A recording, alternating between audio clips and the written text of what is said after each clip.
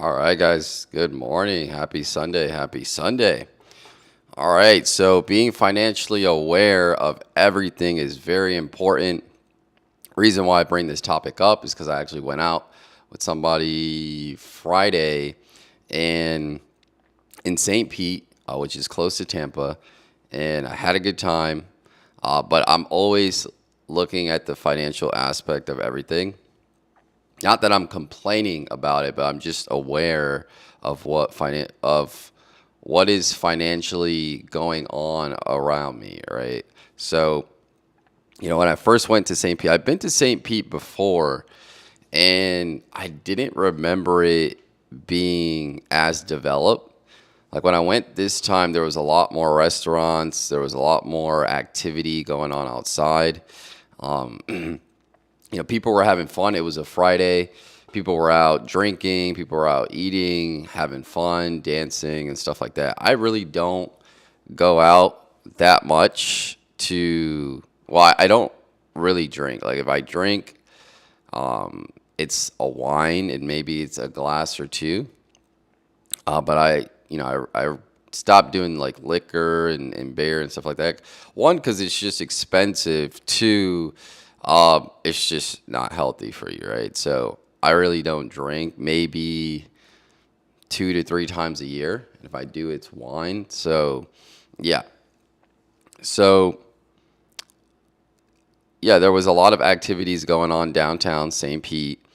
People were outside drinking, dancing, and doing stuff like that. So I know that from the looks of it, when you look at it, it's you're not supposed to judge a book by its cover, but you could tell when you look at people doing certain activities, you could tell it's like a normal routine for them. I would say at least 80 to 90% of the people that I saw downtown St. Pete, they probably go out frequently, right? They look like they knew that spot, they've been there before, and it's expensive, right? Just for the stuff that I bought, it was like an appetizer, three glasses of wine. It was like 80 or like 75 to 80 bucks with tip and things like that. So I have fun, so I'm not complaining about it. So if the person that I went out with sees this, you know, I'm not complaining about it. I just, I have a finance channel, so I have to talk about everything finance. So, but yeah, it was 75, 80 bucks. It wasn't like a meal. It wasn't like a full course, anything like that. So just those little things will cost 85 bucks. So it just reminds you that, okay, if you want to have a good time, you need to make more money, right? It's not like before where you could probably go out for 20 to 30 bucks and have a good time. And then also too, parking, when you park downtown in any city, I think, you go to New York. Well, New York would probably be a little more expensive, but just, New York, LA, whether it's Miami, St. Pete, Tampa, North Carolina, whatever, the downtown cities in those states, if you go downtown, you're going to have to pay for parking. So I think that was like 15 bucks in the area that I was at. The closer you get to where you're going to be actually doing your activities, you probably have to pay a lot more for parking, right? So overall, like 100 bucks. So, but which I didn't mind. I had a good time and things like that. But it's just being aware of, okay, that was one weekend, 100 bucks. Didn't really, um, you know, go full on out. So maybe if I did, maybe it would have been 200 bucks, right? And again, I'm going back to those people that I'm telling you about. Those people, I'm pretty sure there's a lot of people that do that on a weekly basis. So if you're spending 200 bucks on leisure, and that was just Friday night, that's 800 bucks a month, right? Just going out, having fun, doing this, and you need to calculate these things when you calculate, okay, I'm going to need this much money to, let's just say, retire, but I also want to have fun, right? It's good to just focus on the needs. But if we're honest, most people want to have fun. Most people want to be doing activities, and that's fine. But you need to be financially conscious, financially aware of how much things are costing now in today's time, right? Because it's a lot more expensive. Inflation is up. We've been Prices of things have been inflated for a while. We talked about this last week. Gas is up, and I'm looking to transition to electric vehicle to save on that because I honestly I just hate going to the gas station. So, but yeah, it's just some of those things where it's like if you look at all those parts of life, like everything has gone up in price. We spoke last week about rent, food, everything. Everything has gone up in price like 2, 3x. So, it's good to when you go out and you spend, it's good to see like what people are doing. Then you can also see why a lot of people are behind because they are not financially aware of what's going on. They'll go out for the night, not even, they'll put something on their credit card and they won't even, they won't even think about that purchase. They'll go to sleep and they'll wake up, they'll start spending again. And they do that month after month, year after year, and then they're in a bunch of credit card debt. They're in all this interest and things like that, and it could slowly creep up on you. And that money that should have been going to investing, now you're using it to pay down credit cards, and you're using it to catch up. You're always on like that hamster wheel where you just need to catch up, but you're so used to a certain lifestyle now, right? That's the thing too. You get used to going out every weekend, but now you have all this debt, and now you need to pay off that debt. But then it's going to be hard to stay inside because you're so accustomed to a certain lifestyle. So it's very important to be financially aware, not only and conscious. I would say every time you go out, look at what things are costing, look at what people are doing, and ask yourself, okay, how much does that cost, right?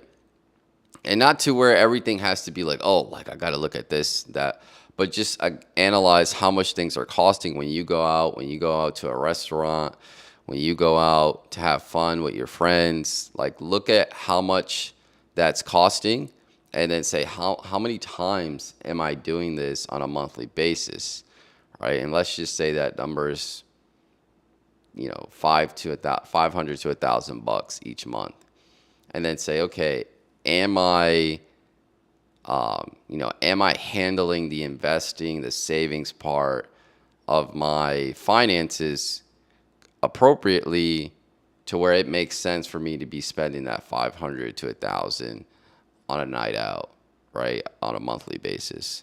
And for most people, they're probably not supposed to be doing that.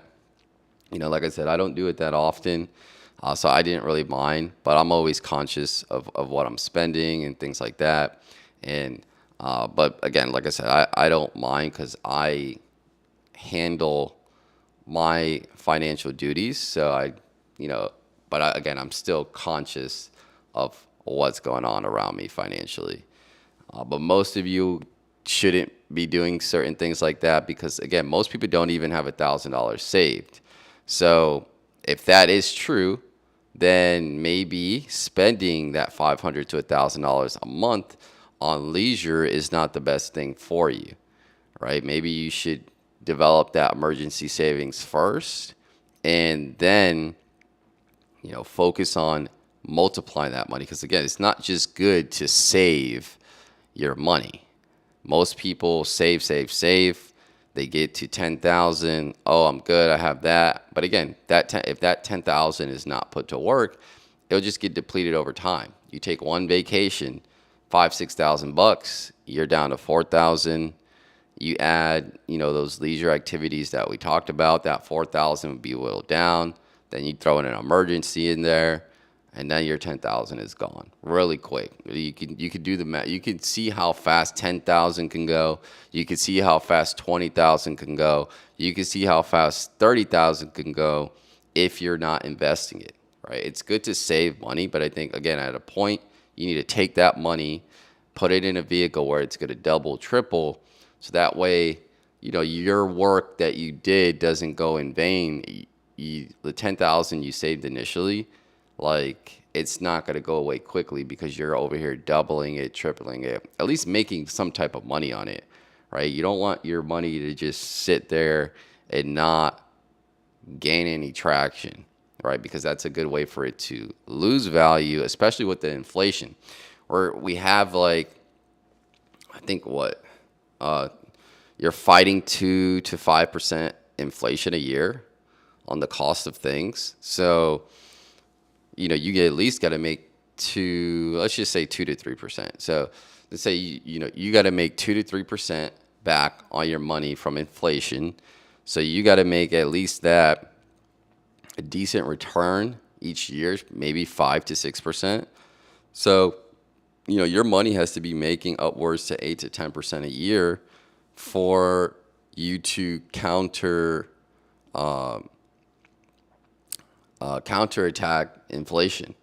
Inflation is whittling away at your money, and you need to make sure you're not just saving it. Right now, people can get away with putting their money in a savings account because, again, interest rates are high. But remember, we're going into a time period now where we're going to be cutting interest rates. So whatever your bank has been offering you for the last year is going to change. Most people see like the online stuff. Oh, I can make 5 to 6%. I know I think Apple's doing that too. And everybody's like getting excited. All these online banks giving me, 3 to 5%. Like I remember I used to work at the credit unions, and it's like 0.5% or less that you're getting at your savings account. Now, if they had some instances where you could do like a money market, and you could get a lot more, maybe like 1 to 2%, but you have to have a higher balance, right? Typically, for those accounts where they're offering you that higher interest rate, they'll say, okay, you need to put $25,000 in this and maintain that balance. If not, you're not going to get that 2% interest rate. So yeah, don't be fooled by some of these online banks that offer you that 4 to 5%, because the bank can't do that for too long, because the bank is also fighting inflation, right? If the bank's offering you 4 to 5%, just know that they're getting 6 to 7% somewhere else in some other investment vehicle. They're not just out there giving you money. So when they lower interest rates, they're going to lower the rate they give you at the bank, and then you need to find another way to combat inflation. So yeah. So be financially aware, be financially conscious of everything you do. Try to write down budgets, write down what you're spending and things like that. Now there are apps for it. I don't use an app. I like writing stuff down, like honestly, like not mentally, like in my notes, my iPhone notes. Like I spend something, I may have a budget for the week, and then it's like, okay, last night I spent $150 to $200.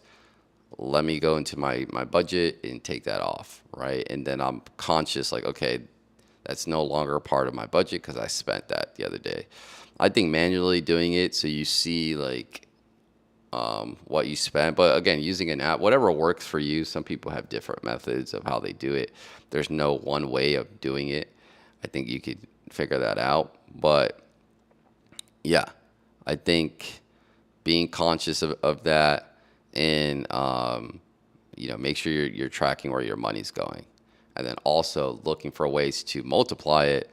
So that way, at some point, you could still do the things you like. You could still be conscious, but at least you are making up for those leisure activities because you're bringing in money somewhere else. But yeah, that's pretty much it. That's all I wanted to talk about today, being financially conscious. Make sure you go follow me on TikTok, Financial Nutrition, Instagram, Mr. Financial Nutrition. I post during the week, Monday, Wednesday, Friday, and at 6. And then today, Sunday, I post around 11 to 12. So that should be uploaded soon. And you guys have a good weekend. I'll see you guys tomorrow to talk about the markets. Take care.